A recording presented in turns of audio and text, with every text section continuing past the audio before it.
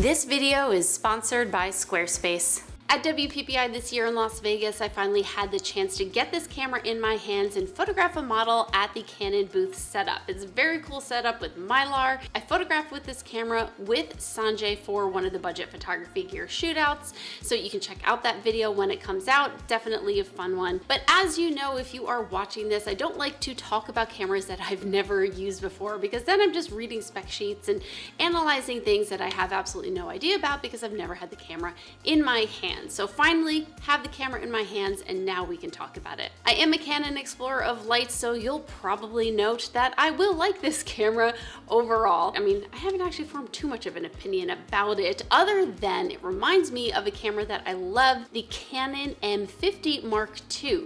You can check out a bunch of videos about that camera here, and I think this, and I don't particularly know, Canon does not give me a roadmap or their intentions, but I think this camera is more of an updated version of that. It's a similar price point, it's a similar size, a little bit smaller. Anyway, here's what you need to know about the EOS R50. The EOS R50 has interchangeable lenses and takes the RF mount. Now, I can't imagine you're going to be using this with the higher L series glass in the mirrorless lineup of lenses that Canon has, but you might use this camera with something more like, well, the lens that I've got on the R10 right now, this RF 50mm 1.8, which is under $200. Now, that's an appropriate lens for the camera, the R50, which comes in at $679 at the time of this recording. It is not this. It is a 24.2 megapixel APS-C sensor, so it is a cropped sensor, much like the R7 and the R10 if you're going to be doing some comparisons, but it's not quite on that level of camera. And let me go through the rest of the specs so you can understand why.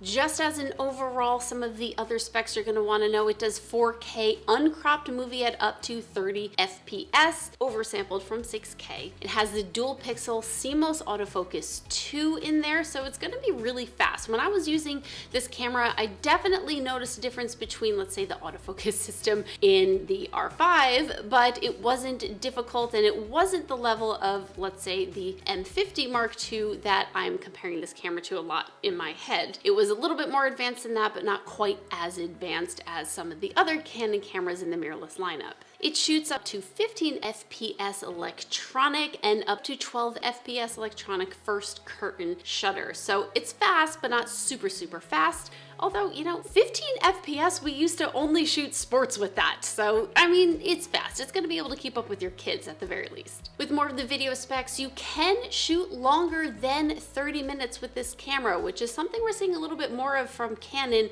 like the R8, which can shoot over 2 hours or up to 2 hours. So I like that I'm seeing that from Canon, not having that 30-minute limit on recording video. Of course, you're gonna wanna have a fast card in there so it can handle all of that. And then this camera also has that UVC live streaming. It's a really good camera that you could just plug right into your computer and do some live streaming with it without having to go through something like Zoom or Microsoft Teams. The autofocus in this camera has that deep learning technology that we've seen across almost all of the mirrorless cameras that Canon has been putting out.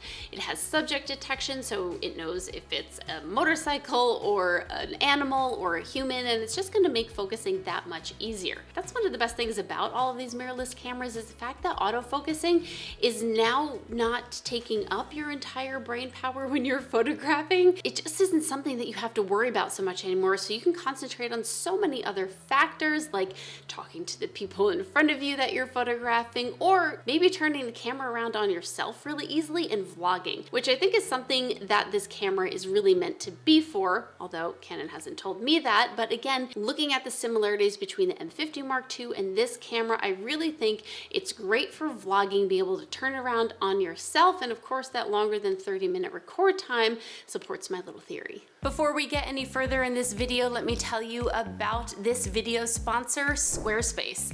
Now, this was an easy one for me because I have been using Squarespace for over a decade, and you can see it at vanessajoy.com.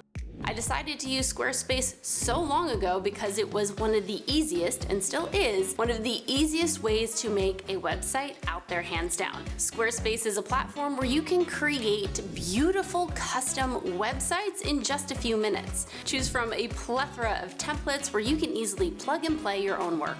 It's an all-in-one platform for building your brand and growing your business online. We all know that an online presence is crucial for your brand, so build one that stands out. Squarespace isn't just for creating a website, it's about making money. You can sell anything, products, the content you create, and even your time. Of course, as a website, Squarespace lets you create beautiful galleries to highlight your photography portfolio. But what you might not know is it also can host your video content too. In addition, it can help you monetize your art or your expertise by having online scheduling built right into your website to sell things like mentoring sessions or critiques. You can go so far as creating member areas or have an online store where people can buy your products. Head over to this link for my exclusive 10% discount on your first domain at Squarespace. Now back to the video. I'm gonna show you some photos here in Lightroom, do some editing with the R50, but these are only JPEG. So shoot the messenger a million times over. I got this camera in my hand seconds before we had to shoot with it. I apologize. I did not check to see that it was shooting in RAW. Yeah, just obliterate me in the comments. But you know what? Now we're really going to see what we can do and how we can pull these files even from a JPEG instead of a RAW. So this photo is Sanjay's, but it's absolutely freaking gorgeous and flawless. So I thought it would be a good one to start with. You know, I'm always wondering, like, was it small JPEG? Because if you're going to screw up not shooting JPEG, of course that means you would be shooting in a small JPEG. You would never accidentally just shoot in large JPEG and make your life easy. Anyway, so this is 100%. I'm not actually sure what mode we were shooting in, but this is really sharp. That's one of the things I always love looking at, is seeing how the photo works with the eye focusing that has. That's a big thing right there. So I was pretty happy with that. Also pretty happy about the detail that we pulled here. Of course, it's the lighting as well, but I just wanted to take a look at that one. Let's look at on a full length. This one is mine. And then looking at the full length, let's just go to 100%, looking at the eye detection, and then also need to look at, okay, we're at 800 ISO on these, and yeah, it's there. I would say the focus, looks like I hit more of her dress than her eyeball. I actually remember kind of futzing around with that and like having a little bit of an issue, but it fluctuated a little bit. So just some things that are important to note. This one looks like a little motion blur more than anything else. This one's Sanjay's. So let's just edit one of these and take a look and see what we like, what we don't like. I am using and scrolling through. Ooh, I like that one. Oh, I think I'm going to keep that one. That one's like a fun vintage look. These are my Joy Volume 1 and 2 presets that you can grab at, oh, I like that too though. I think I like that one better. Yeah. Okay. Let's get off this picture because this is a problem with presets, right? We just do what we want. Oh, this one's fun. Kind of made that Mylar purple. I really like that. Ooh, let's futz with this one a little bit past that. I'm going to warm it up and see the highlights we can pull down mostly in the skin there. Not too bad. Let's see what the shadows do in her hair because I want more detail. Yeah. Okay. Not too bad. Again, messing around with JPEG because I am awesome. This is the color I want to mess with, the hue. Should we go more blue? Or I like the purple. The blue is very traditional, like if I'm on purpose trying to create color contrast. But let's go right about there. And then we'll up the saturation. Boop. Not that much, because then we get some breakdown in the image because it's JPEG. And luminance, I kind of like the luminance where it is. Cool. Let's go for one of the more portraity ones here. Ooh, the black and white. So this is my Joy 2 styles, and these are my original styles. You can grab all of them at presets.breatheyourpassion.com. Oh, we're gonna have to go bright and vibrant, I think. Yeah, let's go bright and vibrant, and then let's just pull these blacks up a little bit. Probably there. Maybe it's more shadows. Yeah, I just like a little bit of detail. I don't like total black, which you can kind of see here. We pulled up from it a little bit, and then let's bring down those highlights right about there. And then I just have to edit this perfect portrait that Sanjay took because it's literally perfect. Way to go on the exposure. Maybe just a little joyfully simple. That's like my go-to portrait and stuff that I use for like my wedding work, my portrait work, when I just want to do something simple. Although I have to say, we're gonna do it. I want the black and white too. Ooh, oh yeah, so sharp, so pretty. It's either that one or this Ormond, but I think I just want to punch it. Awesome. Okay. So anyway, thought you would just take a second to take a look at some of the photos, although I can't show you raw ones because again, I am awesome. But there's what we did, taking a look at the JPEG output of the R50. All right, back to the video. Okay, I don't use teleprompters, so I'm gonna read this with you because I did not notice this when I was photographing with this camera.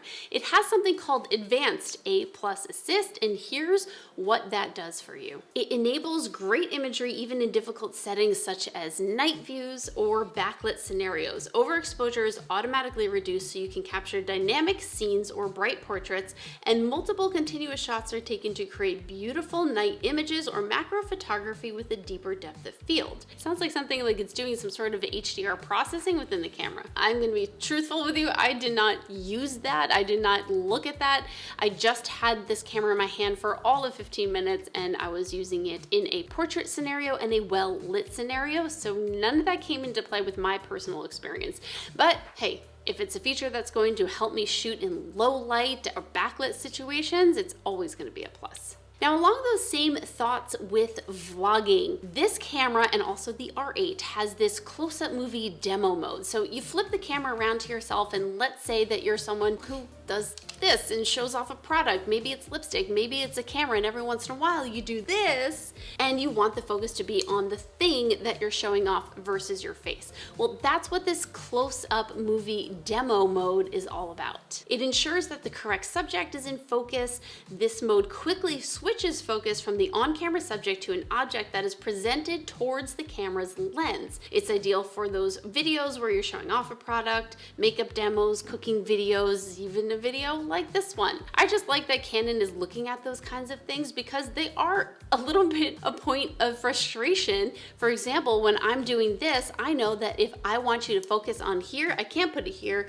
I've got to cover my eyes, and this is working with the R5. Maybe there will be a firmware update for that. Who knows? You might want to check my focus after I just did that. And if you had the R50, you wouldn't have to worry about that. A lot of the other things with this camera are what you come to expect with the mirrorless lineup: a vari-angled touchscreen, really great EVF at 2.36 million dots, and a form factor that's easy to navigate, so you're not going to be fumbling around trying to figure out how to change the ISO and things like that. If you're familiar with the M50 Mark II and you want to go into a similar lineup, this is going to be the camera for you. I hope you're enjoying this video, and I have something absolutely free for you. If you head down to the links below, you'll see a lot of educational content, but you will also see a download for a free preset. This is a Lightroom preset that I use very frequently for my same-day edits and my photos, and I call it green to yellow. You can grab that in the link below. Now back to the video. Now, I know a lot of you at this price point worry about how expensive the RF lenses are. I already mentioned that you would probably put on the RF 50mm 1.8 or the RF 85mm f2, but if those are out of your price point, don't forget you can use a $99 adapter to go from the EF to the RF, and then you can use any EF mount you want, Canon or third party. For 99 bucks, I think it's worth the investment, especially if you already have a collection of lenses. After all, lenses always outlive our cameras anyway, so it's nice when you get to graduate your camera system and still use the glass that you have. That's what I have for you. Of course, you can click the link below if you want to read a full spec sheet, and I'm sure there are things that I didn't mention that are important to you. Please put those in the comments below. I'm always happy to hear them, and you, of course, help out others that are watching this video. For me personally, I think this camera is going to replace my M50 Mark II for a couple of reasons. One, a little bit better on the autofocus technology. It's got all of the bells and whistles that I like, and I do like being able to record up to an hour for video. I'm going to use it for vacations because it's so light and small. I'm going to use it for photographing my kids and things like that. And then, of course, those vlogging videos. The second reason why I think I'm going to graduate from my M50 Mark II to the R50 is because it takes the RF glass that I already have. As much as I love my M50 Mark II, it has a whole separate set of glass, the EFS mount, and that doesn't quite work. Although I do love how small those lenses are, and I do love the quality of them, especially, oh, what is it? The EFS 32. I love that lens. It's absolutely gorgeous. But if I can use the lenses that I already have, it's just less that I have to deal with gear-wise, and then I could bring this M50 in on vacation with me along with my professional camera and not have to bring a second set of lenses because, well, I do mix work and pleasure when I travel very, very often. Let me know what you think below, hit like, subscribe, and I'll see you next time.